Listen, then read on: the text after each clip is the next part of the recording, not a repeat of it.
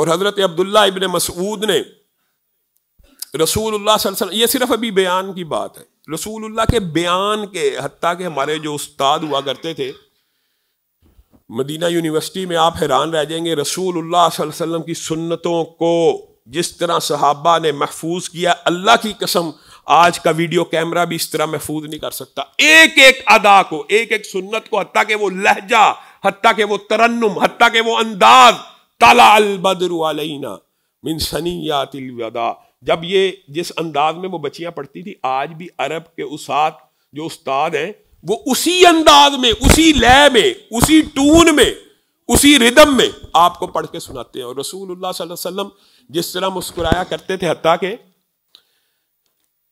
رسول اللہ صلی اللہ علیہ وسلم کا انشاءاللہ سیرت کے باب کے اندر ہم تبوک کے غزوے کے اوپر پہنچ چکے ہیں۔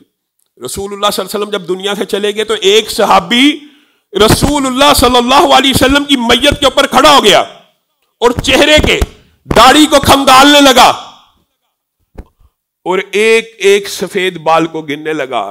باقیوں نے پوچھ لیا یہ کیا کر رہے ہو؟ کہا رسول اللہ کی داڑھی کے سفید بال گنتا ہوں۔ کہا کتنے ہیں؟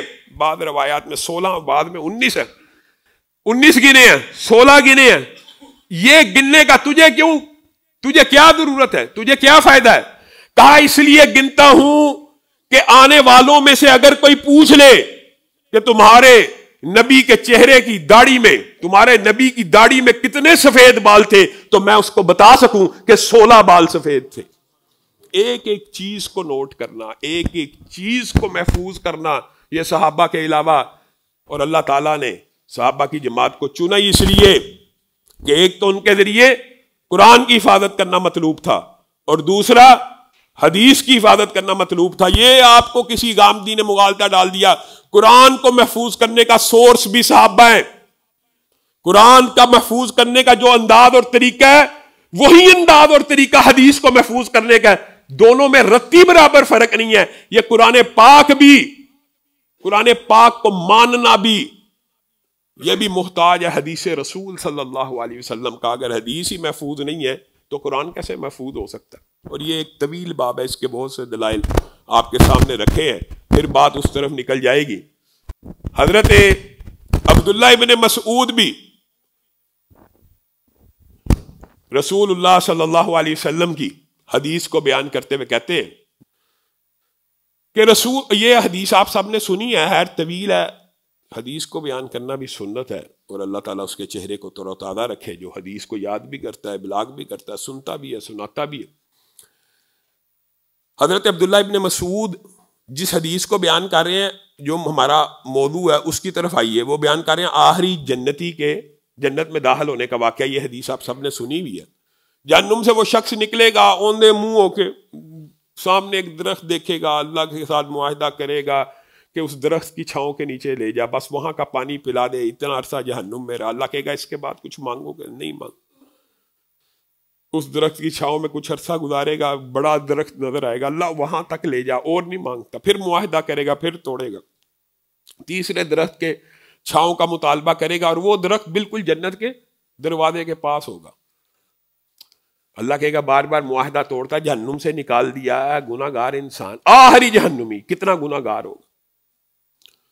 ابھی بھی بعد نہیں آتا، طلب کرتا جاتا ہے، کہا اللہ بس یہ جو درخت ہے نا، اس کے نیچے لے جا، اس کا پانی پلا دے، اس کے چشمے سے سیراب کر دے، مزید کچھ نہیں مانگوں گا۔ پھر معاہدہ کیا۔ اب جب اس درخت کے قریب پہنچتا تو جنت تو سامنے ہے، تو جنت کے نظارے تو آنکھوں کے سامنے آ رہے ہیں، اور جنت کی نعمتیں تو سامنے آ رہی ہیں، اور ہنسی خوشی کے جو مناظر ہیں وہ تو زیادہ دل ربا ہیں۔ کہیں ایک درخت کی چھاؤں جہنم سے نکلنے والے کے لیے دل ربا ہے، تو کیا جنت کے جو نظارے ہیں وہ دل ربا نہیں ہوں گے؟ اللہ سے کیا اٹھا، اللہ بس اس جنت میں داخل کر دے، اس کے بعد کبھی کوئی چیز مانگ لی بختم معاہدہ۔ تو اس وقت عبداللہ ابن مسعود بیان کرتے ہیں، رسول اللہ صلی اللہ علیہ وسلم میں یہ حدیث بیان کر رہے ہیں، تو اس وقت اللہ اچانک اس بندے کو کہے گا اے میرے بندے، تجھے جہنم سے تو آزاد کر دیا، یہ بتا اگر تجھے دنیا سے دگنا عطا کر دوں جنت میں جگہ اس دنیا سے تو خوش ہو جائے گا؟ تو وہ بندہ کہے گا اے اللہ تو میرا رب ہے، میں تیرا بندہ ہوں، اب میں اتنا بھی نہیں ہوں کہ میرے پر اتنے احسانات ہو جائیں۔ تو اللہ کہے گا صرف 2 گنا نہیں، زمین و آسمان کے مابین جتنی جگہ ہے اس سے 10 گنا زیادہ تجھ اکیلے کی جنت ہے۔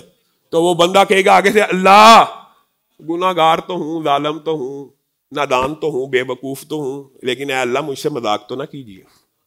اللہ کی رحمت کا یقین نہیں آئے گا کہ میرے جیسے گناہگار بندے کو زمین و آسمان کے مابین 10 گنا زیادہ بڑی جنت، اللہ مجھ سے ٹھٹھا نہ کیجیے، مذاق نہ کیجیے، جتنی دینی ہے بس داخل ہی کر دیجیے۔ تو رسول اللہ صلی اللہ علیہ وسلم یہاں پہ مسکرایا کرتے تھے۔ عبداللہ ابن مسعود کہتے ہیں، اور یہ مسکراہٹ پہلی 2 حدیثوں کی مسکراہٹ سے زیادہ تھی، اس میں اتنا مبالغہ ہوا کرتا تھا کہ رسول اللہ صلی اللہ علیہ وسلم کی بعض داڑیں نظر آنا شروع ہو جاتی تھی۔ تو رسول اللہ صلی اللہ علیہ وسلم سے صحابہ نے پوچھا، اور رسول اللہ بھی یعنی جیسے پچھلی 2 حدیثیں بیان کی تو اس انداز میں مسکرانا کہ لوگ سوال کریں۔ رسول اللہ صلی اللہ علیہ وسلم نے پھر خود بیان کیا، اور عبداللہ ابن مسعود جب مسکرائے اسی طرح جس طرح رسول اللہ نے مسکراہٹ کا اظہار کیا، تو آپ نے بھی صحابہ سے پوچھا کہ مجھ سے پوچھتے نہیں میں کیوں مسکراتا ہوں اس قدر زیادہ شدت کے ساتھ؟ کہا کیونکہ رسول اللہ صلی اللہ علیہ وسلم مسکرائے تھے اور انہوں نے پوچھا تھا، تو ہم نے رسول اللہ سے پوچھا تھا آپ کیوں مسکرائیں؟ تو رسول اللہ نے کہا تھا جب یہ جہنمی اللہ کو کہے گا کہ تو مجھ سے مذاق کرتا ہے، تو اللہ یہاں پہ چونکہ اس سے راضی ہو چکا ہوگا، اس کے اس جملے پہ اللہ مسکرائے گا، تو میں محمد صلی اللہ علیہ وسلم بھی مسکراتا ہوں۔ یہ انداز و اطوار سندوں کے ساتھ آج بھی آپ حدیث کی کتاب میں پڑھیں، کسی مدرسے میں جا کے تو آپ کو استاد اس طرح مسکرا کے دکھائیں گے عبداللہ ابن مسعود کی حدیث پڑھاتے ہوئے۔ یہ سلسلہ اس قدر محفوظ ہے، اس قدر مستحکم ہے، اس قدر سیدھا رستہ ہے، اور گامدی صاحب کا دماد کہتا ہے یہ دین میں حجت ہی نہیں ہے، سرے سے دین ہی نہیں ہے۔ آپ لوگوں کو یہ مغالطہ ڈالا جاتا ہے حدیث جی 250 سال بعد لکھی گئی، یہ کیا گیا وہ کیا، یہ سارے کا سارا دھوکہ، یہ سارے کا سارا فلسفہ باطل ہے، ردی ہے۔